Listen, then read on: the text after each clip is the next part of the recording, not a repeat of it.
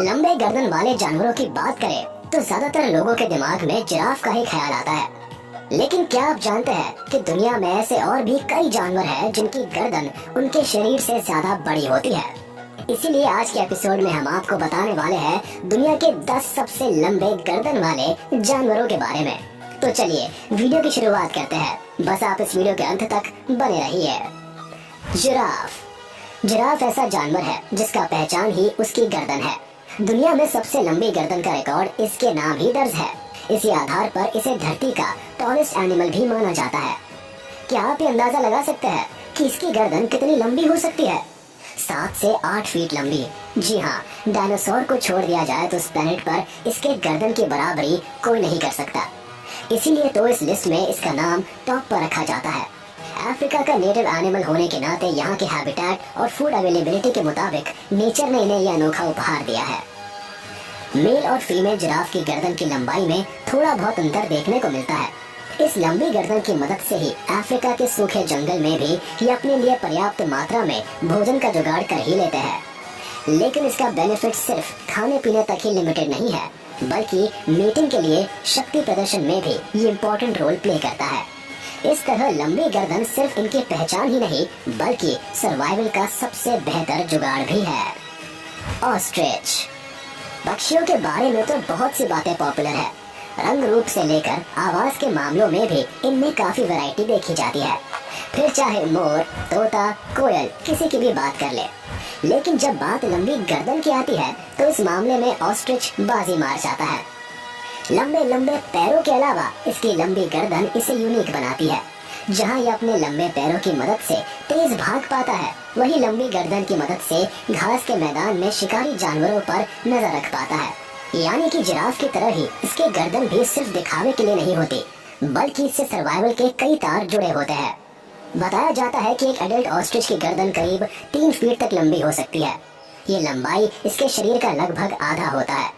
लगभग 150 किलो वजन वाले ये पक्षी उड़ तो नहीं पाते हैं, इसीलिए मदर नेचर ने इन्हें लंबे पैरों के साथ साथ लंबी गर्दन भी दी है, जिससे कि ये अपने एनिमीज और प्रेस दोनों पर नजर रख सके। मजेदार बात तो है कि इनकी गर्दन इतनी फ्लेक्सिबल होती है कि ये इसे किसी भी डायरेक्शन में घुमा सकते हैं। गेरोनेक।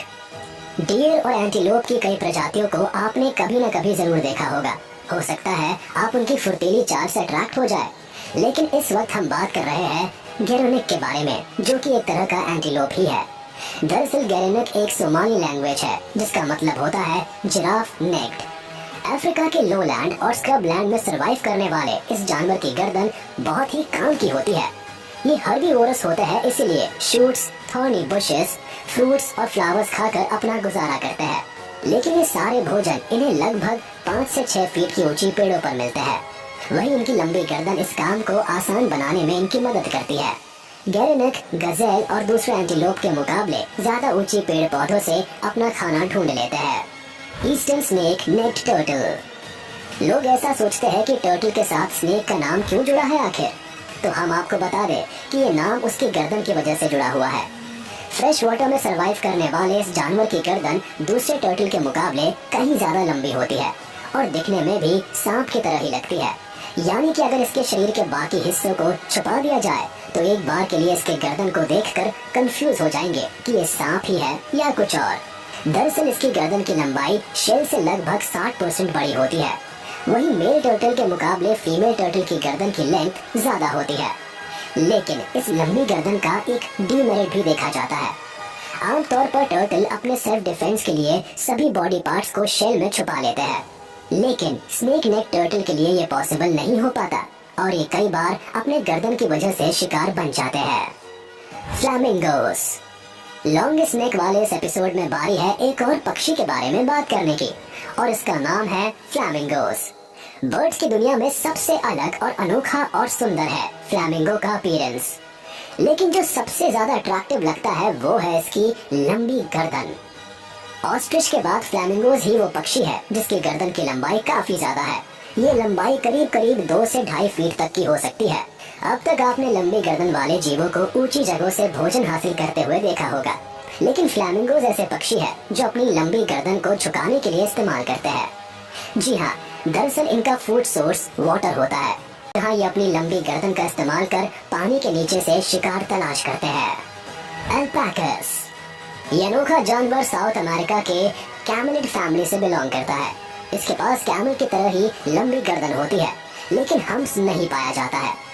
गर्दन की लंबाई लगभग 3 से 4 फीट तक होती है। दरअसल इसका मुंह भी कैमल से काफी मिलता जुलता है।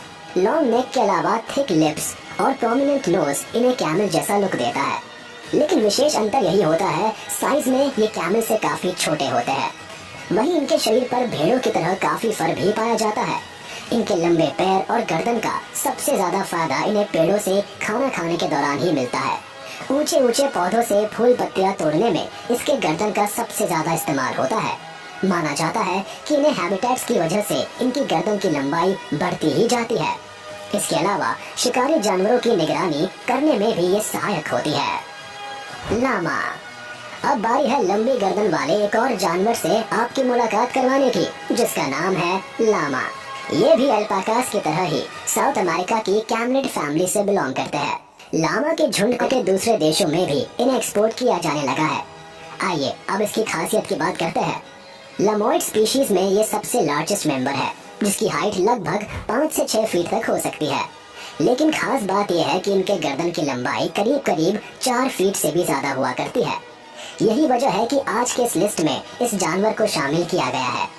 वैसे इम्पोर्टेंट बात यह है कि अपनी गर्दन को झुका नहीं सकते हैं। रिया, ऑस्ट्रिच की तरह ही रिया भी लार्ज फ्लाइटलेस बर्ड की गिनती में आते हैं, जो कि साउथ अमेरिका के नेटिव माने जाते हैं।